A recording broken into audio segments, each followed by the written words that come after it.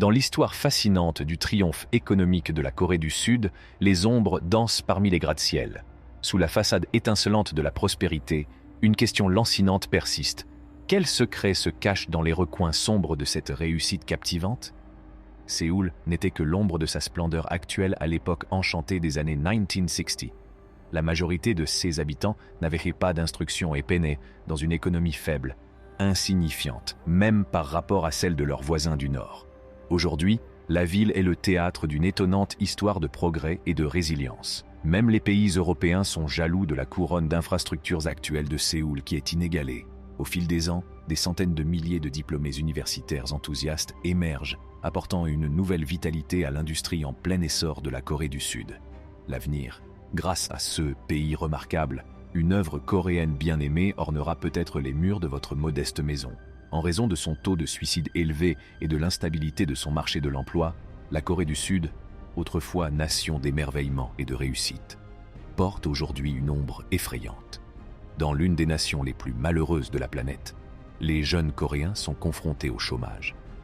Découvrez dès maintenant les mystérieux secrets du miracle économique coréen. Explorez les liens qui unissent cette tapisserie complexe de développement et de sacrifice. Comment la Corée du Sud est-elle devenue l'un des pays les plus développés du monde après avoir émergé de la morosité du tiers-monde? Réfléchissez au paradoxe ironique selon lequel cette réussite a coûté cher à sa propre population.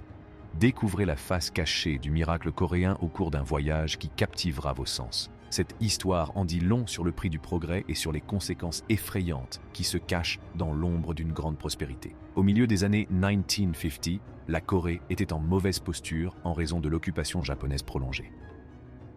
La Corée du Sud avait été délibérément étouffée et privée d'accès à des emplois et à une éducation de qualité. Mais une fois les Japonais partis, la nation a été divisée entre un Sud soutenu par les États-Unis et un Nord soutenu par l'Union soviétique. Peu après, le Nord a attaqué le Sud, déclenchant une terrible guerre qui a détruit l'économie et les infrastructures du Sud. Avec une population analphabète et une économie agricole en 1953, la Corée du Sud était condamnée à un avenir incertain. Mais ce fut le début d'un remarquable miracle. L'essor économique remarquable de la Corée a été rendu possible par 3 éléments importants. Premièrement, le gouvernement coréen a fait le choix audacieux de passer de l'agriculture à l'industrie au début des années 1960. Toutefois, il a adopté une nouvelle stratégie en décidant de ne soutenir que certaines entreprises familiales connues sous le nom de Chikibo. En l'espace de quelques décennies, la Corée du Sud a atteint un statut mondial en matière d'éducation. Plus de 2/3 des jeunes obtenant un diplôme universitaire grâce à des tactiques de recrutement réussies. À mesure que le pays produisait davantage de diplômés de l'enseignement supérieur qui avaient besoin d'un emploi, la fameuse éthique du travail sud-coréenne a commencé à prendre forme. Les grands conglomérats, ou chaebol, ont inculqué à leurs employés une dévotion inébranlable pendant le boom économique. Il s'agissait d'un dévouement total à la réussite de l'organisation et non d'un simple emploi. Le travail passait avant la famille, la vie personnelle et même le temps libre. L'emploi est devenu un mode de vie, avec de longues heures de travail, des week-ends et des rencontres sociales. Aujourd'hui encore, il est courant pour les Sud-Coréens de passer du temps à boire avec leur patron. Et il est hors de question de quitter le bureau avant que le patron ne le juge acceptable. Le résultat de ce dévouement intense est que les Sud-Coréens travaillent aujourd'hui plus longtemps que n'importe qui dans n'importe quel autre pays développé. Cette éthique du travail a joué un rôle important dans l'essor économique du pays. Cependant, à chaque lumière correspond une ombre. Si le miracle coréen est impressionnant, il est important de reconnaître la face cachée de cette fervente quête de succès. La domination de gigantesques entreprises monopolisées, soutenues par l'État, soulève des questions sur les libertés individuelles et la concurrence. En outre, la pression exercée pour se conformer aux attentes de la société et le sacrifice du temps personnel peuvent avoir des répercussions sur le bien-être mental et physique.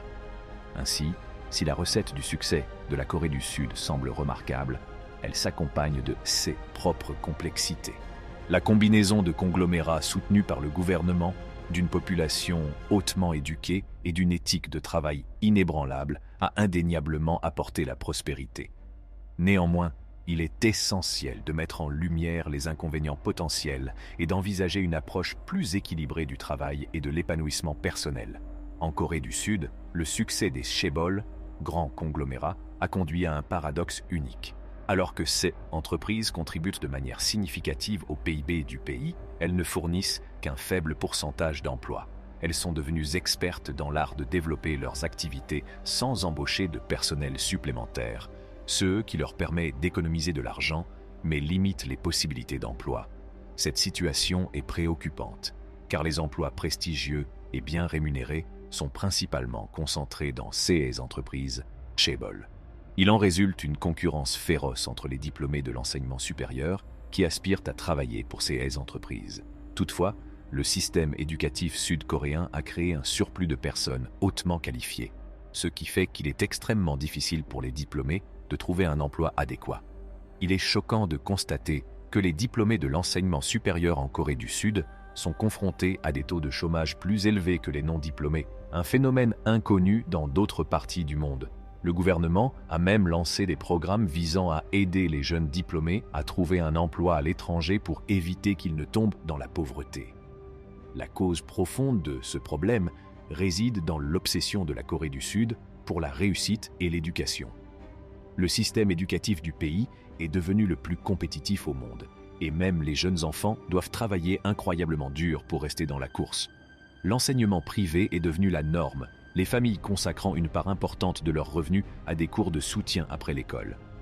Le gouvernement a même dû intervenir en interdisant les séances de tutorat tardives pour alléger le fardeau des enfants coréens. L'économie de la Corée du Sud est florissante, mais ses citoyens ne bénéficient pas de son système éducatif. L'inflation de l'éducation, la pénurie d'emplois et les cultures de travail hiérarchiques nuisent à la productivité et au bonheur. Malgré la réputation du pays en matière de réussite scolaire, même les titulaires des meilleurs diplômes peinent à trouver un emploi, ce qui engendre frustration et insatisfaction dans une société qui valorise la réussite et l'éducation. Dans cet environnement hautement compétitif, les étudiants et les jeunes professionnels travaillent plus que jamais pour exceller sur le plan académique. Pourtant, la réalité est qu'un diplôme ne garantit plus à lui seul l'obtention d'un emploi. Les progrès ont été lents et les résultats tangibles font défaut. La racine du problème réside dans la difficulté de démanteler un système profondément enraciné.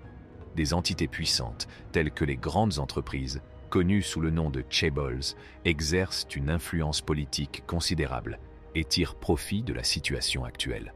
Cela rend toute réforme significative hautement improbable, perpétuant ainsi le cycle du malheur et du chômage. À la croisée des chemins, la Corée du Sud doit relever les défis posés par son système éducatif, son marché de l'emploi et sa culture du travail.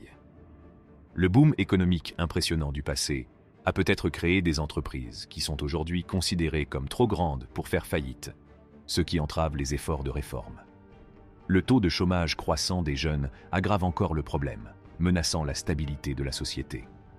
En outre, la crise de la santé mentale mise en évidence par une population profondément déprimée requiert une attention urgente. Pour redessiner l'avenir, la Corée du Sud doit s'attaquer aux problèmes fondamentaux, en favorisant un environnement qui valorise à la fois le travail acharné et le travail intelligent.